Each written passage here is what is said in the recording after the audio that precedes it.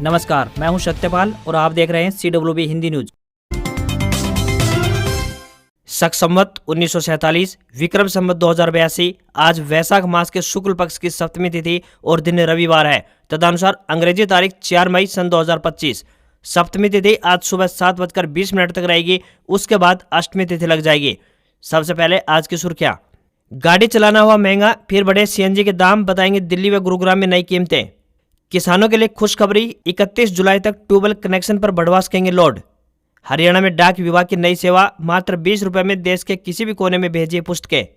पंजाब हरियाणा जल विवाद, अगले 8 दिनों तक हरियाणा को मिलेगा अतिरिक्त पानी, भगवंत मान बोले। अधिकारों की अनदेखी कर रही है BBMB। हरियाणा में नए जिले, उपमंडल और तहसील बनने की जगी उम्मीदें, कैबिनेट सब कमेटी का बड़ा कार्यकाल।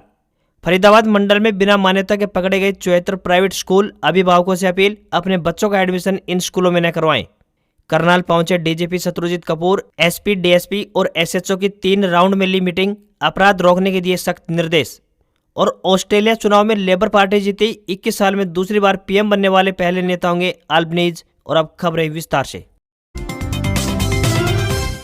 हरियाणा में बीते कुछ दिनों से मौसम परिवर्तनशील बना हुआ है। मई के महीने की शुरुआत से मौसम में बदलाव देखने को मिला है। प्रदेश के अधिकतम जिलों में आंधी के साथ बरसात दर्ज की गई। इससे तापमान में तो गिरावट दर्ज हुई है, लेकिन आंधी के चलते प्रदेश में 2550 से अधिक पेड़ व 2600 प्लस बिजली के खंभे गिर गए। वहीं 111 बिजली के ट्रांसफार्मर डैमेज हो गए। कई जगह ऐसी रही है जहाँ पर कई घंटे तक बिजली आपूर्ति बाधित रही। विशेषज्ञों का कहना है कि 7 मई तक गर्मी से राहत मिलने की उम्मीद है। विभाग द्वारा दी गई जानकारी के अनुसार बता दें कि 4 मई को यानी आज पूरे प्रदेश में बरसात की संभावना बनी हुई है। पंचकुला, अंबाला और यमुनानगर ऐसे जिले हैं जहां बरसात होने की संभावना 50 से लेकर 75% तक है। वहीं कुरुक्षेत्र, करनाल, कैथल, पानीपत, सोनीपत में 25 से लेकर 50% तक बरसात के आसार बने हुए हैं। बाकी जिलों में भी बरसात होने के आसार 25% तक हैं। वहीं अगले दिन यानी कल 5 मई को पूरे हरियाणा में बरसात का अनुमान है। सिरसा, फतेहाबाद, हिसार और जींद में 25%, बाकी जिलों में 25 से 50% तक बरसात होने के आसार मौसम विभाग ने जताए हैं। नौकरी की तलाश कर रहे युवाओं के लिए एक बड़ी खुशखबरी है। भारतीय सामाजिक विज्ञान अनुसंधान परिषद दिल्ली की तरफ से ड्राइवर के पदों पर भर्ती के लिए आवेदन मांगे गए हैं। महिला व पुरुष दोनों वर्गों के उम्मीदवार इन पदों के लिए अपने अपने आवेदन भेज सकते हैं। इन पदों के लिए उम्मीदवार 12वीं पास होना जरूरी है। उम्मीदवार को भारी वाहन चलाने का 5 साल का अनुभव होना चाहिए तथा उसके पास लाइसेंस व मोटर मैकेनिज्म का ज्ञान होना चाहिए। किसी भी वर्ग में उम्मीदवार को कोई भी आवेदन शुल्क नहीं देना होगा। न्यूनतम आयु 23 वर्ष और अधिकतम आयु 40 वर्ष तय की गई है। आवेदन करने की आखिरी तारीख 14 मई है। चौतरफा महंगाई की मार झेल रही आमजन को महंगाई का एक और जोरदार झटका लगा है। अभी हाल ही में घरेलू रसोई और कॉमर्शियल गैस सिलेंडर यानी CNG की कीमतों में बढ़ोतरी की गई थी। अब CNG की कीमतों में बढ़ोतरी कर वाहन चालकों की जेब ढीली करने का काम किया गया है। इससे पहले 7 अप्रैल को भी कंपनी ने CNG के भाव में दिल्ली में 1 रुपए प्रति किलो की बढ़ोतरी की थी। मिली जानकारी के अनुसार इंद्रप्रस्थ गैस लिमिटेड यानी IGL ने कंप्रेस्ड नेचुरल गैस यानी CNG की कीमत में 1 रुपए प्रति किलोग्राम की बढ़ोतरी कर दी है। इस बढ़ोतरी के बाद राष्ट्रीय राजधानी दिल्ली में CNG की नई कीमत 77 रुपए 9 पैसे प्रति किलो हो गई है, जबकि पहले 76.09 रुपए खर्च करने पड़ते थे। CNG की नई खुदरा कीमतें 3 मई सुबह 6 बजे से प्रभावी हो गई है। इस बढ़ोतरी के बाद नोएडा और गाजियाबाद में CNG की नई कीमतें 85 रुपए 70 पैसे प्रति किलो पहुंच गई है। IGL द्वारा CNG की कीमत में बढ़ोतरी के बाद अब गुरुग्राम में नई कीमत 83 रुपए 12 पैसे प्रति किलो पहुंच गई है। डाक विभाग ने ज्ञान पोस्ट नाम से एक नई डाक सेवा की शुरुआत की है। इस सर्विस का फायदा उठाकर आप मात्र 20 रुपए में देश के किसी भी कोने में डाक के माध्यम से पुस्तकें भेज सकेंगे। इससे छात्रों को बड़ा फायदा पहुंचेगा। 1 मई से पूरे हरियाणा में ये सेवा लागू हो गई है। ज्ञान पोस्ट सेवा शुरू करने का उद्देश्य सामाजिक, धार्मिक, सांस्कृतिक और शैक्षणिक सामग्री जैसे किताबें, पत्रिकाएं या फिर साहित्यिक दस्तावेजों को देश के किसी भी कोने तक रियायती दरों पर पहुँचाना है। मात्र 20 रुपए से लेकर 100 रुपए में किताबें देश के किसी भी कोने में पहुँचाई जा सकेंगी। इसमें ट्रैकिंग, पोस्टिंग और डिलीवरी सर्टिफिकेट की सुविधा भी उपलब्ध रहेगी। ज्ञान पोस्ट श्रेणी के तहत कोई भी साधारण वस्तु को नहीं भेजा जाएगा। ज्ञान पोस्ट सेवा के लिए डाक शुल्क तय कर दिया गया है। इसमें 300 ग्राम तक की सामग्री के लिए 20 रुपए, 301 से 500 ग्राम तक के बीच 25 रुपए, 501 ग्राम से लेकर 1 किलोग्राम के लिए 35 रुपए, 1 किलोग्राम से 2 किलोग्राम तक 50 रुपए, 2 से 3 किलोग्राम तक 65 रुपए, 3 से 4 किलोग्राम तक 80 रुपए और 4 किलोग्राम से लेकर 5 किलोग्राम तक की पुस्तकों के लिए 100 रुपए का शुल्क निर्धारित किया गया है। जींद डाकघर के मुख्य पोस्ट मास्टर संजीव कुमार ने बताया कि ये पहल डिजिटल और शैक्षणिक भारत के निर्माण की दिशा में एक महत्वपूर्ण कदम है और समाज में ज्ञान के प्रचार व प्रसार को बढ़ावा देगी। हरियाणा में किसानों के लिए एक राहत भरी खबर सामने आ रही है। हांसी बिजली निगम के एसडीओ मोहनलाल जांगड़ा ने बताया कि किसानों के लिए ट्यूबवेल कनेक्शन का लोड बढ़ाने की योजना शुरू कर दी गई है। किसान साथी अब 100 रुपए प्रति किलोवाट के हिसाब से लोड बढ़वा सकेंगे। 31 जुलाई तक किसान इस योजना का लाभ उठा पाएंगे। एसडीओ मोहनलाल जांगड़ा ने बताया कि बिजली की बढ़ती डिमांड और खेती में अपनाई जा रही नई तकनीकों के चलते किसानों को अधिक लोड की जरूरत पड़ रही है। कई किसानों की मोटरें कम लोड के चलते बार बार ट्रिप हो रही है, जिसके चलते सिंचाई प्रभावित होती है। उन्होंने बताया कि इस योजना के तहत किसानों को कई सुविधाएं प्रदान की जाएंगी। कोई भी पेनल्टी चार्ज नहीं लिया जाएगा। साथ ही ट्रांसफार्मर का लोड बढ़ने पर विभाग अपने खर्चे पर इसे बदलेगा। मोटर की रेटिंग के लिए बिल दिखाने की भी आवश्यकता नहीं होगी। किसान अपनी इच्छा अनुसार ट्यूबवेल कनेक्शन को लोड बढ़वा सकेंगे। इस योजना का उद्देश्य किसानों को समय पर पर्याप्त बिजली आपूर्ति सुनिश्चित करना रहेगा। इससे धान के सीजन में किसान बिना किसी परेशानी की सिंचाई कर पाएंगे।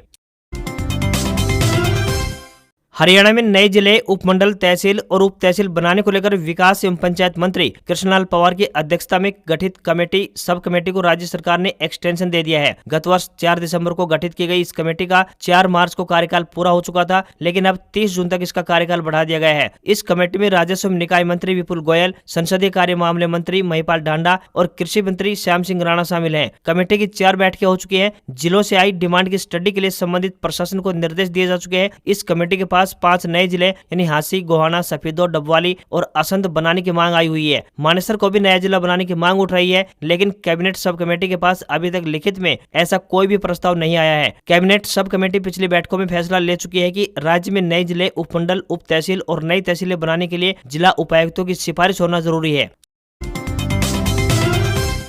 पंजाब के भाखड़ा नहर का पानी रोकने को लेकर हरियाणा सीएम नायब सिंह सैनी ने शनिवार को चंडीगढ़ स्थित हरियाणा निवास में ऑल पार्टी मीटिंग की। मीटिंग के बाद ज्वाइंट प्रेस कॉन्फ्रेंस में नायब सिंह सैनी ने कहा, पंजाब के मुख्यमंत्री भगवंत मान ने असंवैधानिक तरीके से हरियाणा का पानी रोका है। दिल्ली में आम आदमी पार्टी के हार का बदला लेने के लिए पानी का विवाद खड़ा किया जा रहा है। हरियाणा के 7 जिलों में पीने के पानी की कमी है। सैनी ने कहा, सिरसा, फतेहाबाद, हिसार, कैथल, कुरुक्षेत्र, जींद और भिवानी 4,931.9 करोड़ लीटर पेयजल चाहिए, मगर यहाँ 764.8 करोड़ लीटर ही उपलब्ध है, जो मांग मात्र से 15.5% कम है। 614 जलघरों में से 156 जलघरों में पानी की एक बूंद तक नहीं है। 36 गाँव में टैंकर से पानी भेजा जा रहा है। यह ग्रामीण पूरी तरह से भाखड़ा पर निर्भर है। पंजाब अपने हिस्से से ज्यादा पानी का उपयोग कर रहा है। हरियाणा को आवंटित हिस्से से 17% कम पानी मिल पा रहा है। हम चुप नहीं बैठेंगे, उन्हें पानी देना ही पड़ेगा। उधर भाखड़ा ब्यास मैनेजमेंट बोर्ड यानी BBMB की चंडीगढ़ में हरियाणा, हिमाचल और राजस्थान के अधिकारियों से मीटिंग हुई। पंजाब ने मीटिंग को गैर कानूनी बताते हुए पहले ही शामिल होने से इनकार कर दिया था। मीटिंग में तय हुआ है कि BBMB के चेयरमैन मनोज त्रिपाठी पंजाब सरकार से कोऑर्डिनेट करेंगे। भाखड़ा डैम से पुलिस हटाने के लिए पंजाब सरकार से बातचीत की जाएगी। उसके बाद पानी रिलीज करने पर चर्चा होगी। अगर पंजाब को पानी की जरूरत होगी तो BBMB व्यवस्था करेगा। हरियाणा के डीजीपी शत्रुजीत कपूर शनिवार को करनाल पहुंचे और जिला सचिवालय में पुलिस विभाग के अधिकारियों के साथ मीटिंग की। मीटिंग में बढ़ते अपराध और उसे रोकने के उपायों को लेकर विस्तार से चर्चा की गई। डीजीपी ने करीब 3 घंटे तक सेक्टर 12 जिला सचिवालय में रहे। इस दौरान उन्होंने 3 चरणों में बैठक ली। पहले पुलिस अधीक्षकों के साथ, फिर DSP और अंत में SHO के साथ अलग अलग बातचीत की। जिला सचिवालय पहुंचने पर ADGP Karnal, SP Gangaram Punia, IAS Mohit Handa और DC उत्तम सिंह ने DGP शत्रुजीत कपूर का स्वागत किया। DGP ने करनाल जिले में क्राइम के मौजूदा हालात और पुलिस की कार्यप्रणाली पर फीडबैक लिया। उन्होंने इस बात पर जोर दिया कि जनता की शिकायतों का समय पर और प्रभावी समाधान किया जाए। मीटिंग के दौरान DGP शत्रुजीत कपूर ने स्पष्ट कहा कि अपराध पर नियंत्रण के लिए पुलिस को हर स्तर पर सतर्क रहना चाहिए। किसी भी प्रकार की लापरवाही बर्दाश्त नहीं की जाएगी। उन्होंने कहा कि फील्ड में रहने वाले अधिकारियों को जिम्मेदारी और जवाबदेही के साथ काम करना चाहिए। DGP ने सभी पुलिस अधिकारियों को निर्देश दिए कि अपराध पर प्रभावी नियंत्रण और लोगों का भरोसा बनाए रखने के लिए पूरी मुस्तैदी के साथ काम करें। हर शिकायत को गंभीरता से लें और उसका समाधान तय समय में करें ताकि जनता को न्याय मिल सके। सिरसा जिले में खरीफ फसल की बिजाई का समय चल रहा है, लेकिन नहरी पानी की कमी से हजारों एकड़ जमीन बंजर पड़ी है। जिले का 50% से अधिक क्षेत्र नहरी पानी पर निर्भर है। कालावाली और रानिया क्षेत्र में ट्यूबवेल से सिंचाई होती है। रानिया के दक्षिणी और पूर्वी भाग में मुख्यतः धान की खेती होती है। वहीं उत्तरी भाग में बात करें तो नरमा और कपास की बिजाई की जाती है। इस बार भाखड़ा नहर में सिंचाई के लिए पानी नहीं छोड़ा गया है। अप्रैल और मई में केवल पीने के पानी के लिए नहर चलाई गई। 3 दिन तक चली नहरों में पानी टेल तक नहीं पहुँच पाया। कई गाँव के जलघर अभी भी खाली है। कृषि प्रधान सिरसा जिले में अधिकांश किसान किसानों की आय का मुख्य स्रोत खेती है। क्षेत्र में भूजल खारा होने से फसलों की बिजाई मुश्किल है। साथ ही पीने के पानी की स्थिति भी चिंताजनक है। कई गाँव में दूर दराज से पानी मंगवाना पड़ रहा है, जिससे कि आर्थिक नुकसान भी अलग से उठाना पड़ रहा है। उधर बिजाई का सीजन चल रहा है, लेकिन नहरों में पानी न होने के कारण हजारों एकड़ भूमि बिजाई से वंचित हो रही है। बताया जाता है कि 20 मई को भाखड़ा में पानी छोड़ा जाएगा, लेकिन यह पानी बिजाई के लिए कितने समय तक किया जाएगा, इसके बारे में पुख्ता जानकारी नहीं मिल पा रही है। वहीं भाखड़ा के पानी को लेकर हरियाणा व पंजाब दोनों राज्यों में रस्साकसी चल रही है। इस बारे में कृषि विभाग के उप निदेशक सुखदेव सिंह का कहना है कि 20 मई तक नहरों में पानी छोड़ने पर 85 किस्मों की बिजाई हो पाएगी।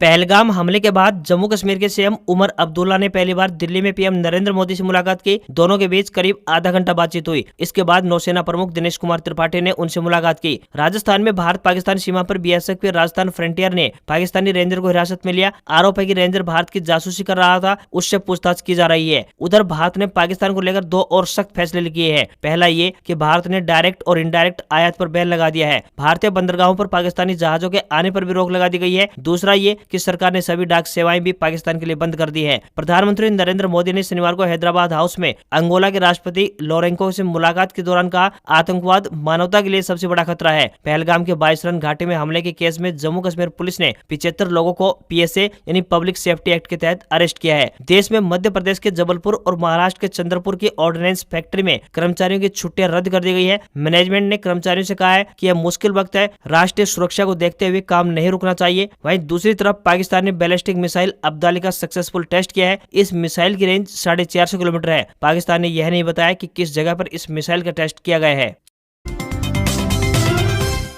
राष्ट्रीय शिक्षा नीति के तहत अब कॉलेज यूनिवर्सिटीज के विद्यार्थियों को कोर्स के दौरान इंटर्नशिप यानी उद्योगों में प्रशिक्षण करनी अनिवार्य होगी। इसके लिए उन्हें स्टाइपेंड भी मिलेगा। सीएम नायब सिंह सैनी की ओर से बजट सेशन के दौरान इसका ऐलान किया गया था। अब सरकार के ऑर्डर पर उच्चतर शिक्षा विभाग ने इंडस्ट्री एकेडमिया पार्टनरशिप और मुख्यमंत्री युवा कौशल सम्मान योजना को लागू कर दिया है। इसके पहले चरण में पूरे हरियाणा के 10 सरकारी यूनिवर्सिटी और 185 राज्य के कॉलेजों के 7 लाख से ज्यादा विद्यार्थियों को सीधा लाभ मिलेगा। दूसरे चरण के तहत निजी कॉलेजों और यूनिवर्सिटीज के लगभग 20 लाख विद्यार्थियों तक योजना का विस्तार होगा। केंद्र सरकार की तरफ से एनईपी के तहत प्रावधान किया गया है कि विद्यार्थियों को कोर्स के दौरान उद्योगों में भी ट्रेनिंग दिलाई जानी चाहिए। साथ ही पढ़ाई के दौरान ही विद्यार्थियों को उद्योगों की आवश्यकता के अनुसार तैयार किया जाए।